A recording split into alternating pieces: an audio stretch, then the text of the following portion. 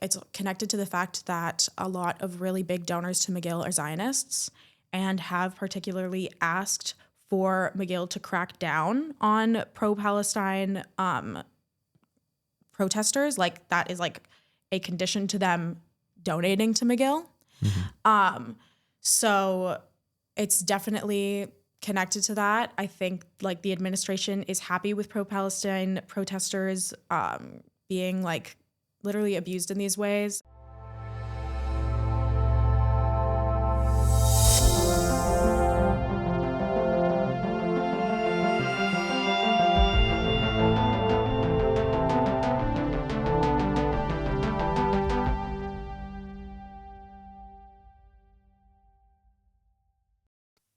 My name is Kondatspa, and you're listening to Local 514.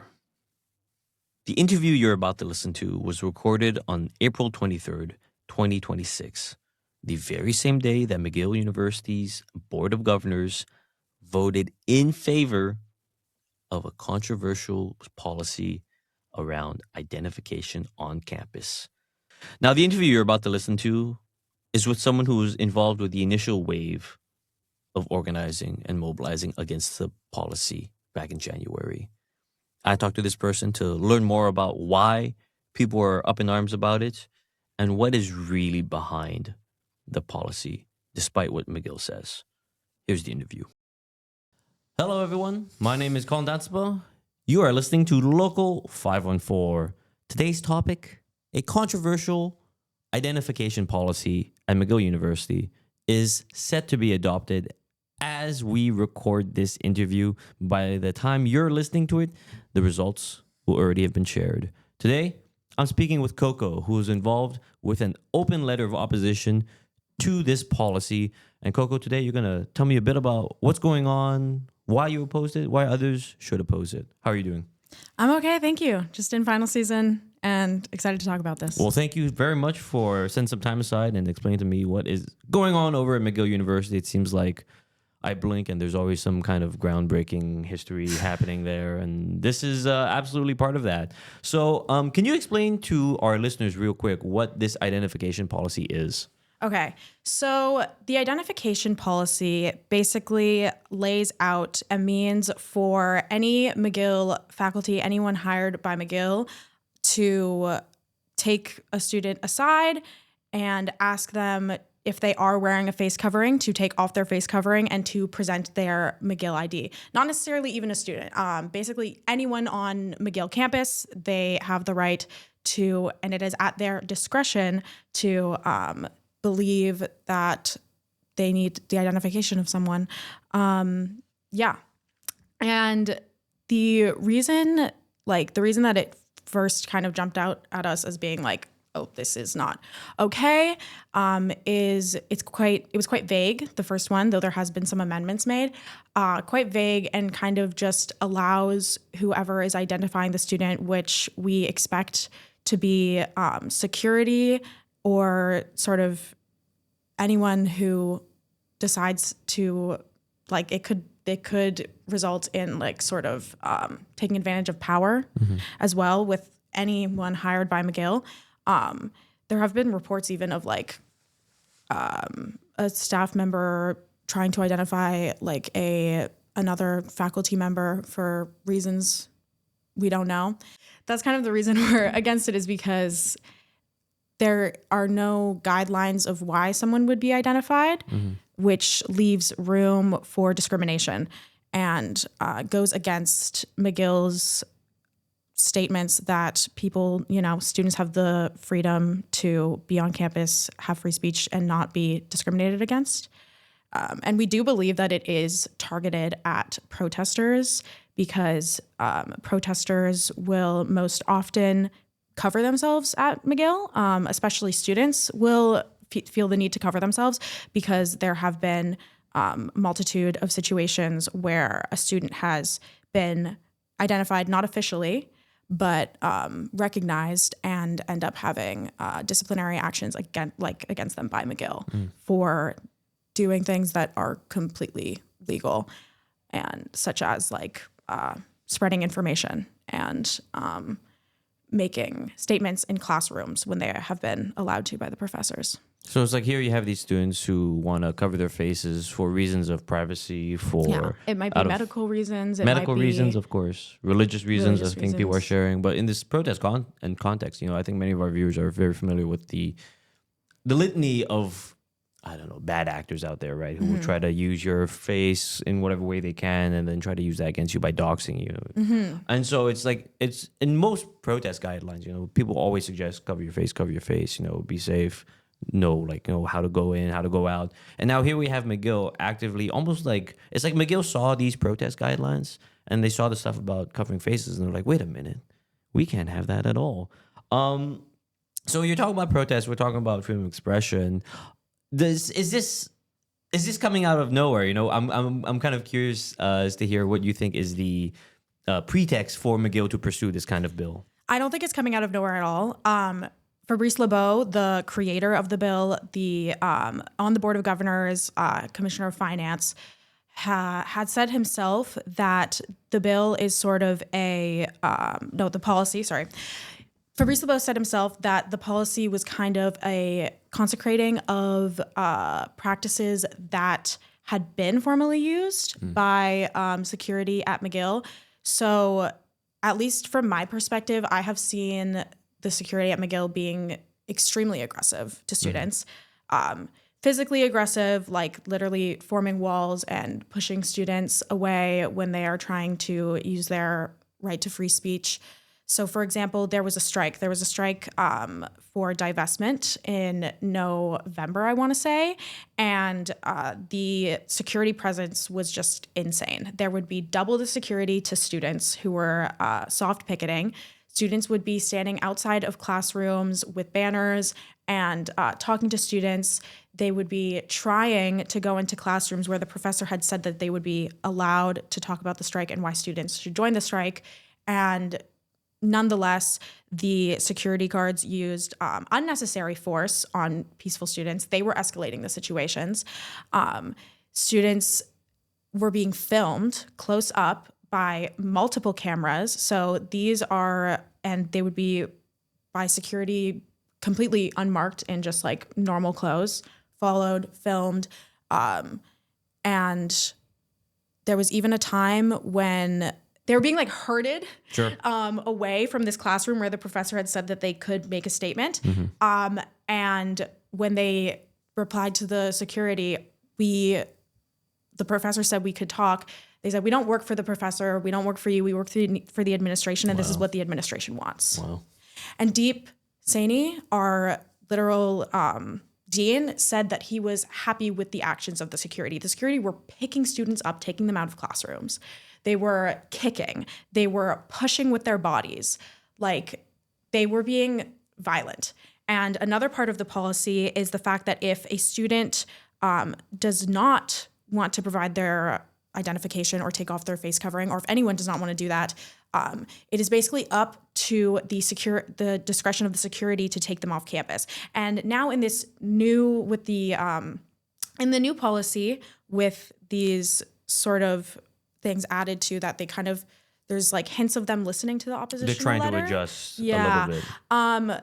There was a point where they said basically they had to like go to their higher up before escorting someone off of campus.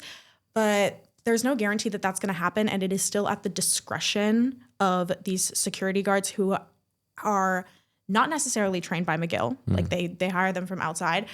They hire them from Garda World, who works for ICE. So like who was contracted by ICE. So think about the training that ICE we can imagine what to expect. People have, you know what I mean? So there is no really like hard line or like sort of line of discretion that is actually like protecting the students. It's all just up to whoever is identifying the person and has decided that that person is pursuing conduct that is not allowed on McGill premises. How serious is, like, you see this as like, deep as connected to the encampments, right? Yes, I definitely see this as connected to like pro-Palestine protesting and like calls for divestment 100%. Mm-hmm, mm-hmm. I'm kind of curious, what is like what is fueling these people? Like where are they getting so much support to kind of go against students in this real violent fashion?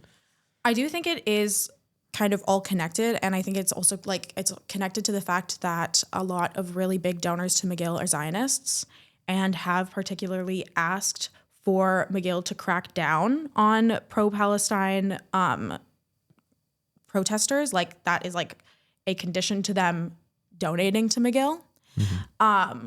So it's definitely connected to that. I think like the administration is happy with pro-Palestine protesters being like literally abused in these ways and being under this sort of like surveillance. It is like kind of it's a step in the creation of like a sort of surveillance state at McGill, and a sort of like self-surveillance of trying to, avoid being identified, and very likely will discourage certain students from, organizing and like trying to, speak their minds at McGill, because anonymity is protection against these like administrations that have made it very clear that they are targeting pro-Palestine protesters and just targeting protesters generally, targeting anyone who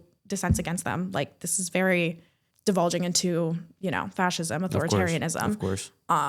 The free speech crowd is always a little quiet when it comes to pro-Palestine expressions. Yeah, the free speech crowd that's like, oh, I want to be racist. They don't really talk about free speech in terms of actually being against, larger administrations. Of course. I don't know, and I think it's just bad. It's bad press for McGill to have dissent on campus. I think it's something that they just kind of want to push under the rug, and this is kind of this just kind of gives more power to their employees to do so. Right. So the vote is happening today as we record, not at as the time of the viewers listening, but between 4 p.m. and 7 p.m. the Board of Governors is meeting. What are you expecting the result to be from that meeting? I'm expecting it to be yes. I'm expecting it to go through. This was written by the Board of Governors for the Board of Governors. They claim that it makes sense to be voted on by the Board of Governors because it has to do with finance, because it's about infrastructure, I believe infrastructure and like protecting the private property of McGill. But I think that doesn't make sense, and it 100% like has a large effect on like student life and education at McGill, and it's just creating this like this sort of surveillance, this harsh environment where students sort of need to like watch their back if they want to speak their mind.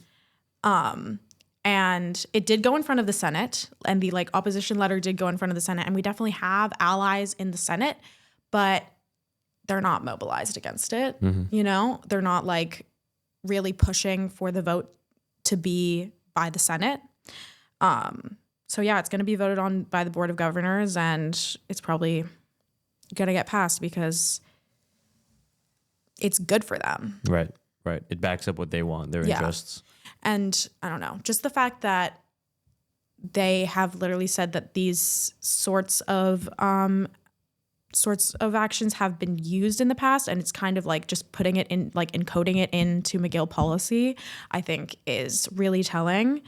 Like McGill has been against dissent since forever. Of course. And it seems like they will take any means, they will put their hands on protesters, and now they will just completely disregard any like choice of anonymity.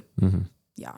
Do you expect this policy, if adopted today, do you think it's going to put a stop on pro-Palestine organizing? I don't think anything ever can or ever will put a stop to pro-Palestine organizing. Like,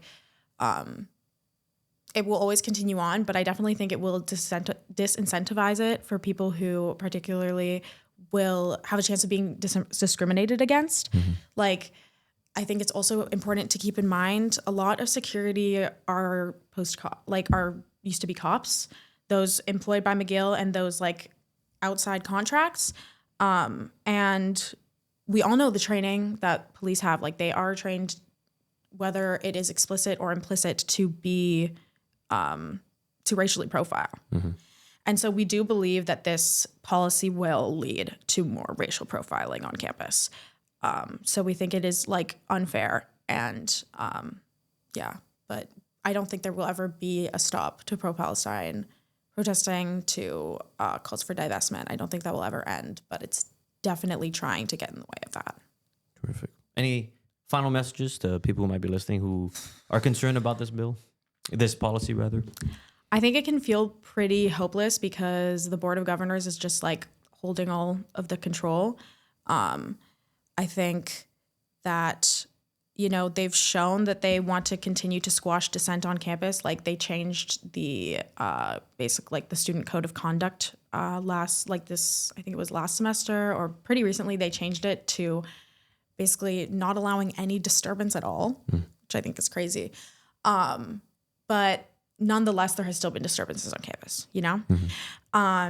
and I think in terms of mobilization, in terms of organization, like, we are stronger together, we are stronger in numbers. And I think that we have to continue speaking on what we believe in. We have to continue fighting against fascist policies from administration. And I do believe that we will. And I don't know, this is just another example of administration trying to silence students, and there's been many, and we're going to continue to fight against it, even if it's encoded in policy. Great. Well, thank you so much for coming on to the show, Coco. Thank you for having me. Folks, there you have it. You know the vote. I don't, because I'm in the past here, but we know what to expect, and I guess it's not too unexpected that things are turning this way. For future news on organizing in Montreal, other campus developments, please tune into Local 514. Thank you very much. Thank you.